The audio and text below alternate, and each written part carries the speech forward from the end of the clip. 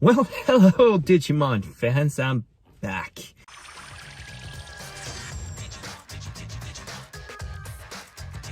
It's been months. It's actually been a year since the last time I made something. So, let's talk about Digimon Adventure 2020. Well, my opinion of this, season, my first opinion was, this is going too quick. The Digivolutions, you've seen the ultimate Digivolution by episode 7. And I was like, what the hell is this? And you say Omnimon in the first episode, so it's kind of confusing seeing this, because you're used to having a build-up, I guess, to them digivolving even further. Now it's happening before episode 10. I watched up until episode 14 and I fell out of the season because, like I just told you, it's going too fast. I don't think this is right. But once again, you have to get yourself back into this, and you have to say for yourself that you gotta remember there are different universes, and there is a bunch of Tai characters now. You have the Tai from the manga, you have Tai from Adventure, and you have this Tai. So you have to disconnect yourself from the reality that Digimon Adventure is the only adventure, I guess. So I benched the rest of the episodes up till episode 22 now. And I have to say, and I've said this before, Digimon Frontier is my favorite Digimon season, as you know. And there has been a lot of Digimon Frontier Digimon in this season. I'm there's Nemon. And a couple of episodes back, I think it was the spirit, dark spirit Digimon Vergemon, I think. And I was like, wow, there's a lot of Digimon Frontier and Digimon Cross Wars and Digimon Data Squad Digimon.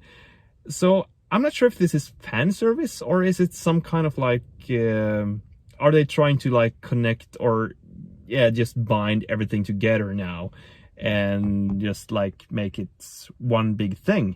Anyways, I watched up until episode 22, and now we have two Digivolutions. That's kind of a separate Digivolution, because they don't digivolve further, they just upgrade. And I started thinking back on one of my videos I made years back about, can Digimon digivolve further than Mega and everything, because in Digimon Data Squad at least we saw Marcus Agumon go into burst mode and everything like that, and now later years we've seen Omnimon doing another variant of himself. I'm guessing this is spoiler talk, so if you haven't watched up until episode 22 of Digimon 2020, there's gonna be a couple of spoilers here now, so yeah. Metal Greymon almost died in episode 20, I think. And Tai just jumped in and tried to get the mouth of this Digimon, I can't remember the Digimon name now, risking himself. And this is, again, a throwback to my other video. If the Digidestined run into danger and creates a dangerous situation, will the Digimon digivolve even further to help the child out? Well, the Digimon won't let the child die. In this case, Metal Greymon was so damaged, kind of I'm not sure if he was disappearing or what the problem was, but he got away from this Digimon, and he digivolved his normal arm into a gun to update himself. And I think this is fantastic, because you don't force the Digimon to digivolve further so he gets overpowered. I think both of these Digimon, Metal Greymon and this other Digimon, I think both of them was an ultimate level, I guess. And Metal Greymon doesn't need to be stronger as a Mega. He just needs another type of attack to take this guy down. So instead of digivolving, he just created another attack, I guess. And I love this, because that means that in reality, if you look at this, Digimon can actually digivolve in all the different ways possible whenever they need to, I guess. And the next episode, Garurumon did the same thing, and I was like, this is awesome. They just upgrade the Digimon we know and create a new version of that. So even if you're still at ultimate level, they can still become a bit stronger, but they don't have to digivolve into a Mega yet. Even though I'm thinking that we will see Megas really soon for some reason. The problem is, like I said, we're still only in like the beginning of the season, more or less. We're reaching the middle, I guess, now. So yeah, I think this season will show us Mega Digivolutions and quite possibly maybe more DNA Digivolutions. There's also a possibility that they will Digivolve past Mega and become this super Digimon in the end, because I don't see that the Digivolution, normal Digivolution we know of, is existent in this one, because it's happening too quick. It's too easy to Digivolve the Digimon. So I'm thinking that in the end of the season, I think there's gonna be a big like surprise when it comes to Digivolution and yeah, combinations and stuff like that. I also hope that Devimon is like the main bad guy. I haven't read up on Digimon Adventure 2020. Is there some place that says that he's the main Digimon, main like villain in this one, or is he like one of the villains? But I hope he's like one of the main villains for a longer time now, because Devimon is one of my favorite. I think he's the favorite dark or yeah, virus Digimon. I think I also mentioned that in a video, I think. So I hope he keeps like going for a long time now. And we saw in the preview that he actually will Digivolve into Neo Devimon. And again, I think it's cool that they do stuff like this in the season. That Devimon he's a champion Digimon, but he has so much power that he can actually Digivolve Digimon to fight for him. And I think it's cool that Devimon has this power. It gives him more like a bit of control in the situation, I guess. So it doesn't matter that he is a champion, he can evolve and become stronger if he needs to.